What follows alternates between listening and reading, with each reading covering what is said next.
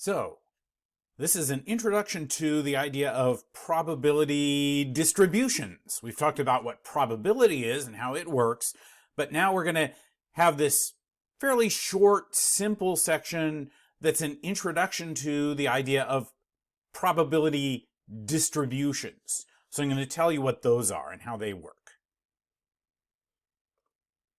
So first of all, we talked long ago about what a variable is when we use the word in statistics. We just mean something that can vary or take on different values from person to person or day to day. So a random variable is just a variable where the values it takes on are somehow determined by chance, or you can kind of think of them that way. They're the numerical result of some probability experiment. So here are some examples.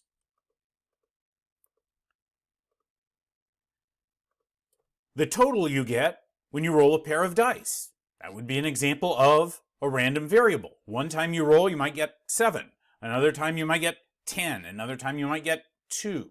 But that varies from time to time. It's random. It's a random variable. The number of red lights you have to stop for on your way to work.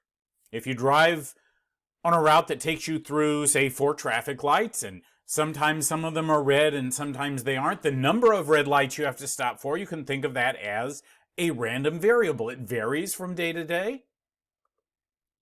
The number of free throw attempts that a basketball player actually makes out of 2 or 3 or 10. So if you give a basketball player a basketball and say, here, take 10 tries at getting that in, and then count how many she actually makes in.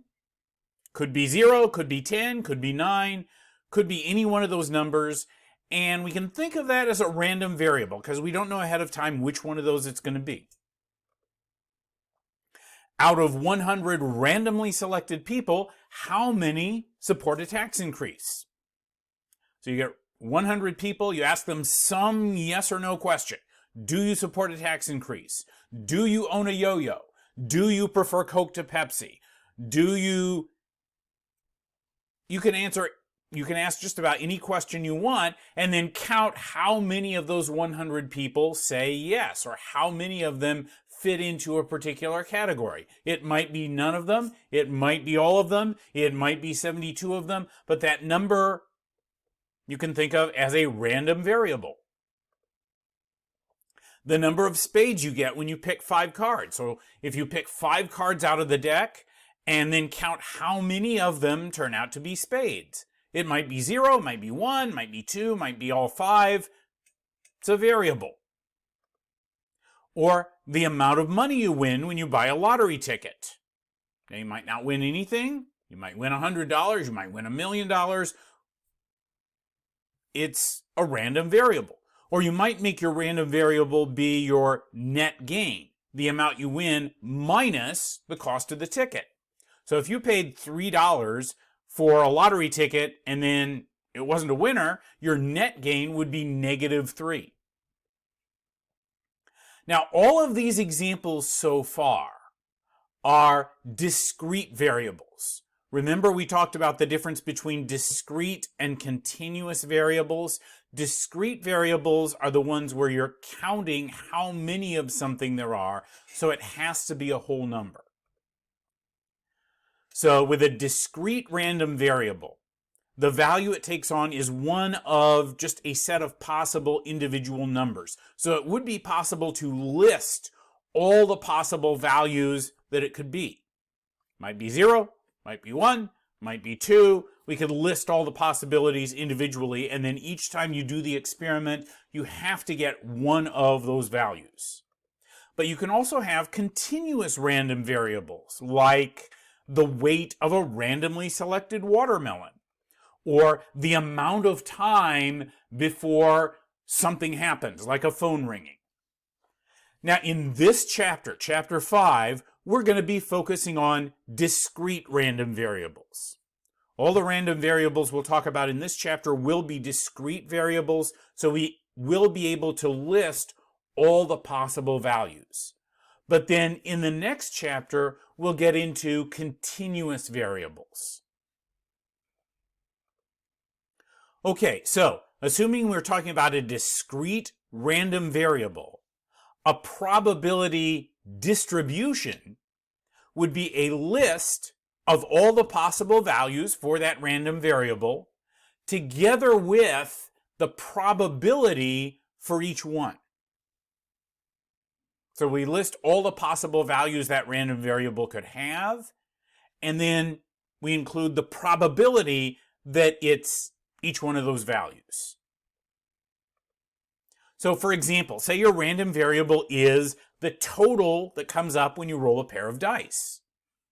So that total could be 2, could be 3, 4, 5, 6, 7, 8, 9, 10, 11, or 12. Those are the possibilities. And then by listing the 36 possible outcomes and counting how many of them give you a total of 2, actually there's only one of them, so the probability there would be 1/36. How many ways a 3 could come up? Well, there's 2 possibilities there, so the probability of rolling a 3 is 2/36, and so on. So we can get the probability of each one of those values of that random variable. So that gives us this probability distribution. Notice there's 2 lines here. The top line lists all the different possible totals on the dice, and then the second line lists the probability of each one of those. The probability of rolling a 2 is 1/36. The probability of rolling a total of 3 is 2/36. The probability of rolling a 7 is 6/36. So this is a probability distribution for that random variable. And then, I'm not going to make you do this, but it is possible to take a probability distribution like this and draw a graph that shows what's going on, where you have like a bar on the graph, one for each possible value of the random variable, and then how high that bar is corresponds to the probability. So the higher the bar, the greater the probability of getting that particular value. Another example of a random variable would be the number of red lights you have to stop for. And in an example we did earlier, we had an example like that where the number of possible red lights would be either 0, 1, 2, 3, or 4. And then by taking an empirical probability approach and counting how many times or what percentage or what fraction of the time we actually did have to stop for 0, 1, 2, 3, or 4 red lights, we get the probability for each one. So a list of the possible numbers of red lights together with the probability of each one, that's a probability distribution for that random variable. So, what makes for a probability distribution? Well, we already know that probabilities have to be numbers between 0 and 1. You can never have a probability that's less than 0, so probabilities can't be negative, and you can never have a probability that's greater than 1. So if you write it as a fraction, the numerator has to be smaller than the denominator. If you write it as a decimal, it's going to be 0 point something. And then the other thing that has to be true for a legitimate probability distribution is that the sum of all the probabilities must be 1. So if you add together all the probabilities for all the random variables, they have to add up to exactly 1.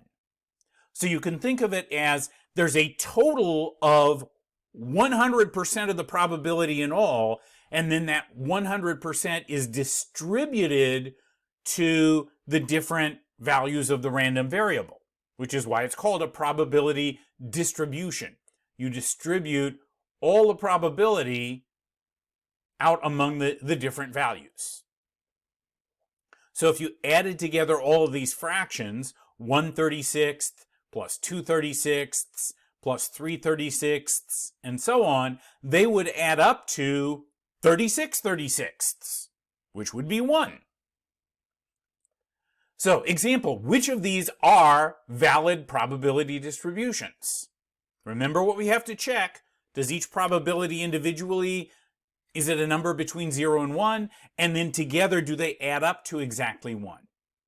So our red lights example, if you add up these probabilities, they do add up to 1. So yes, that is a probability distribution.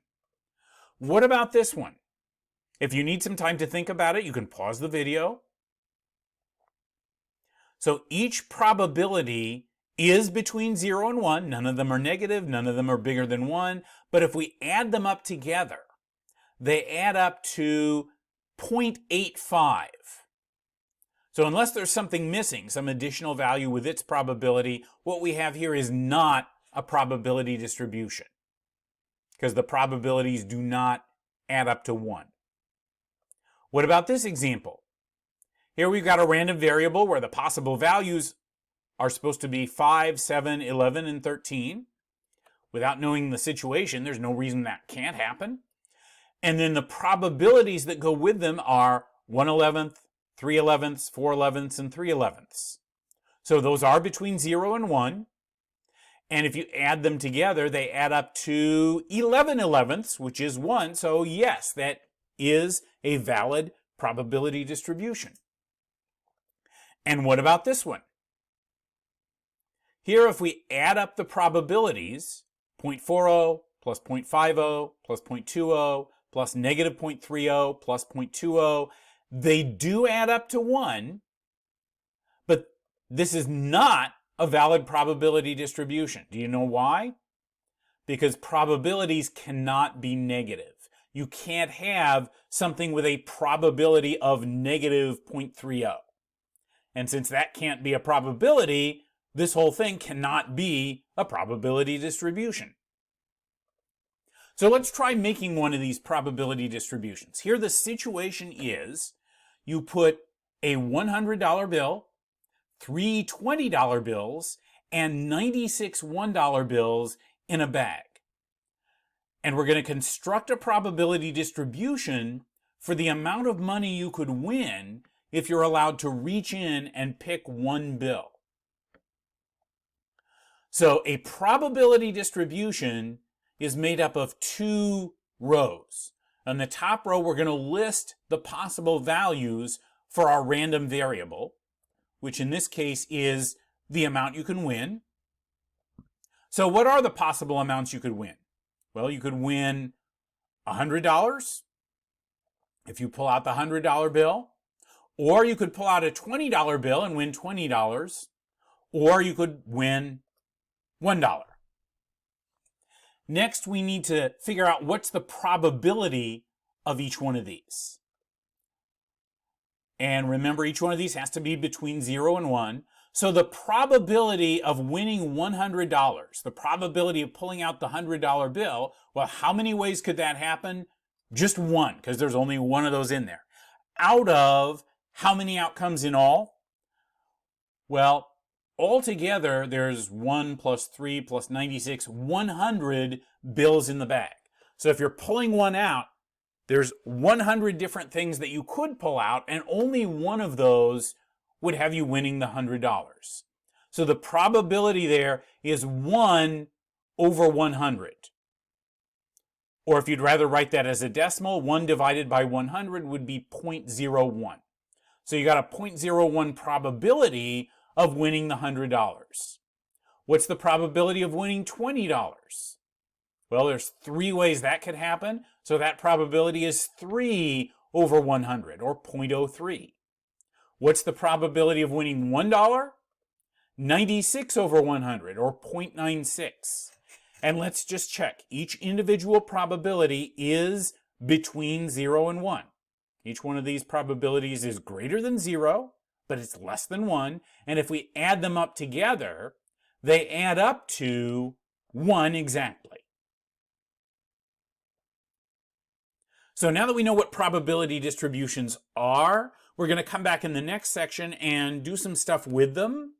Talk about some calculations you can do with probability distributions. And then in the section after that, we'll talk about one specific kind of probability distribution that comes in handy sometimes, comes up fairly often.